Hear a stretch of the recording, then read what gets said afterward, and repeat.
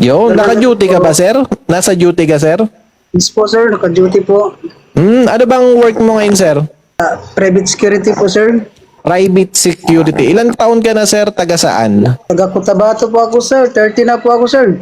Oy, 30. Pero nandiyan ka pa rin ngayon sa Cotabato ngayon. Nandito po ako sa sir, ngayon, sa Manila po. Maynila. Tama. Si ma'am nasa Batangas. Sir, binata ka pa ba, sir? O may inanakan? Binata po ako, sir. Wala kang kinakasama? Walang chicks dyan sa may tindahan, sa may karinderya, sa binibilihan ng Yossi? Malayo, sir. Binibilihan ng Cobra, Sting. Wala. Sige. Hey, si Miss Socialerang single ma'am taga Batangas. 47 years old. Sabi niya kanina, nagka-jowa pa siya ng 25 years old. Melon lasa. Oh. So, ikaw 30 years old. Obra ba sa'yo si Mami? Kiss kay Mami, sir. Kiss ka na kay Mami. Pwede ba sa'yo, sir? Hindi po. 47. Sugar mama. Ang tama po si ma'am, sir. 47. 47 po. Okay naman, sir. Hindi naman sa edad yung importante kasi magkaintindihan. Yun. Sir, tingin mo, sir. Tingin mo, sir, makakailan ka? Kay ma... Hindi ko pa po alam, sir. Sige. Okay, Mami, 'di ba sabi mo pwede sa iyo ang bagets, 30 years old binata. Pero balik muna tayo, sir, sa iyo, Kasi ikaw, sir, kung totoong binata ka, pwede ka pa naman maghanap ng iba, sir, na dalaga kasi binata ka pa, 'di ba? Single mom to. May mga jowa anak po na. po, sir, pero hiwalay po, sir. Hindi na kayo magkakabalikan ng jowa mo? Hindi na ba kayo Wala na, sir. magkakaayos? Matagal na po, sir. Kahit na hiwalay ka sa jowa mo, kasi pwede ka pang maghanap ng aga. Kasi si ma'am, single ma'am. Hindi ko po alam, sir, kasi wala pa man, sir, sa ngayon. Wala pa talaga. Opo. Okay, Paano pag nagkaroon, di iwanan mo rin ako. Uy, ma'am, ang bilis mo naman. Hindi pa nga kayo.